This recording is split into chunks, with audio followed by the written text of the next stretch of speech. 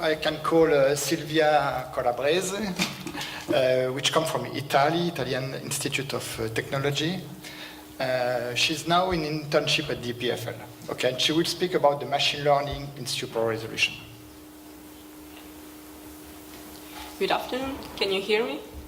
I hope so. So I'm here to present a study on the application of machine learning techniques on 2D and 3D single molecule localization microscopy. I don't need to introduce myself. Thanks, Daniel, to have done it. So, why the use of machine learning might give a help? We start to think about it thanks to the 2013 challenge, and there was a paper in 2015, last year, from Daniel Sage, and there were currently 55 software registered on the website. So, if I want to use one of those for my data, how to choose among them? For example, I could choose among the winner and of my acquisition setup. To give an example, in case of long sequence, the winner was at that time Thunderstorm. And it's a very nice software, very user-friendly. There are 7 possible image filters, and then you can decide among 3 possible spot detectors. Among the user are it's really free to choose whatever he wants. And among also, there are other features here, Gaussian, integrated Gaussian, so no splines, but whatever. But if I'm a user, how can I decide the best one among them? Let's say that looking forward, looking also to the other solutions, we saw that there are 2 general trends here. There are software that wants to lower the influence of noise. I would say noise to say background and all the other kind of noise. And I can have this result with smoothing, filtering, basically thresholding something. So getting rid of some information. Or I can try to find a faithful model of the noise itself. And this is I've done something. Okay. And this is okay. And this is important because whenever I have a faithful model of it, I can use the Kramer-Rao lower bound with the MLE, and this was already studied in 2014. Now, is it possible to use in another ways? I mean, to use the background in another ways? Yes, I would say yes. Okay, I'm doing something wrong, so... Okay. But... okay, so... yes, is it possible? And in particular, we found a solution using the machine learning in the detection step. What I mean is that we found particularly interesting the use of support vector machine, which is, as I said, a machine learning technique that is based on the building of a hyperplane that divides 2 or more classes. In our case, it's just 2. So I have class 1, in our case activation, and class 2, which is the background. As you can see from the figures, there is lots of variety, both in the background and in the activation. And it's just a minimization problem, so it's an optimization problem that usually can be solved with a hinge loss function, for example, to take into account non-really separable classes. And it is very simple. The only parameters that the algorithm tune are these W and B.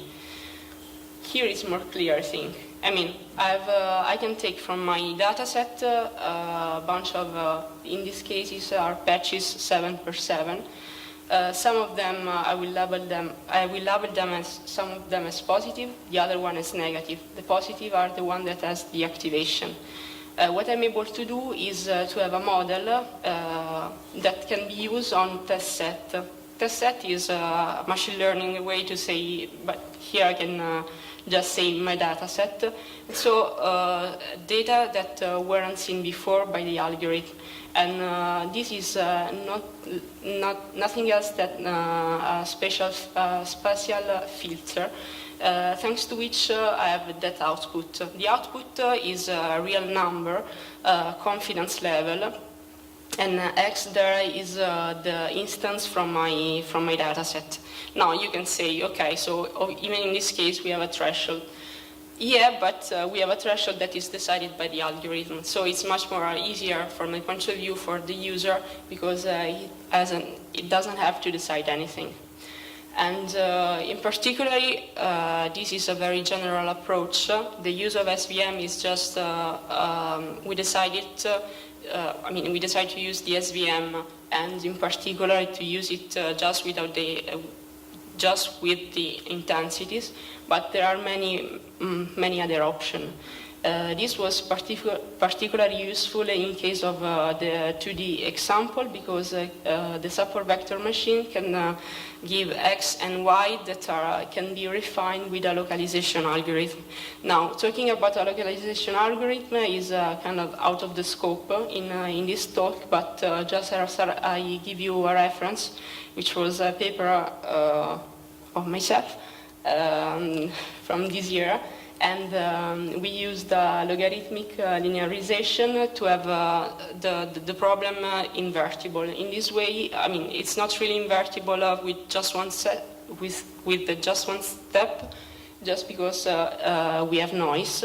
So there are, it's kind of iterative minimization of weighted least square error.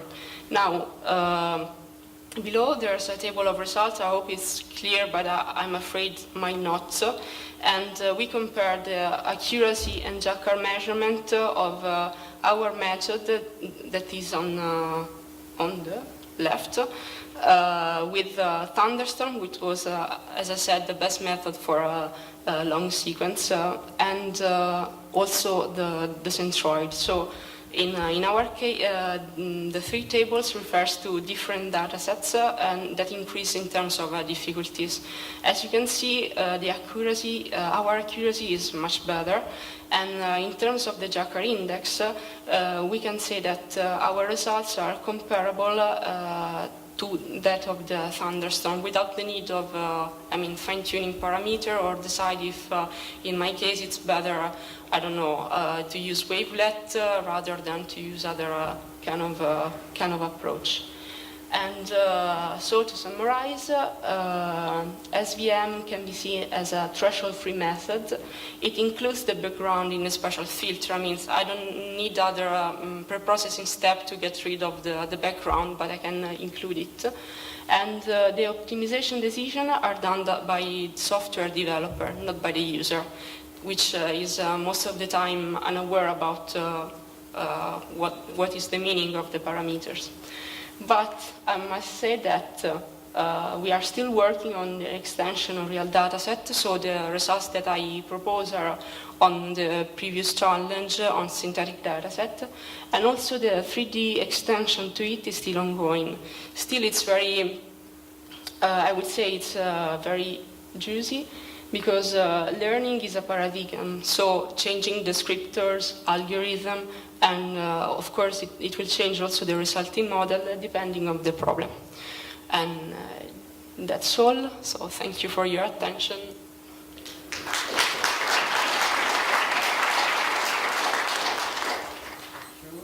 Maybe I can wake up when we switch the computer to give us this time. So we have time for one question.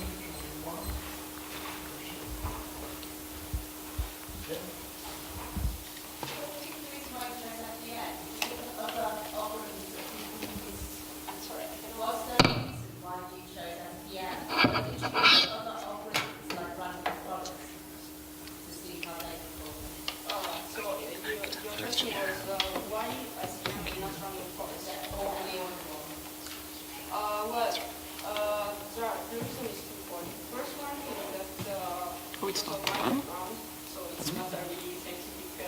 No, what's... sorry. There you go. Thank you. Sorry about that.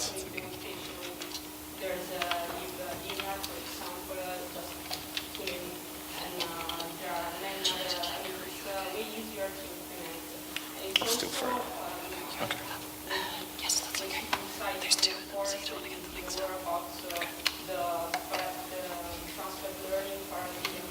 So the idea is that to use the studies that were done in other fields in machine learning and especially machine learning applied in computer vision, use them to transfer it to this problem.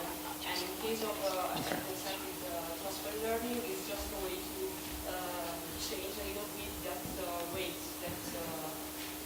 that I showed before in the special field. I hope that I answered.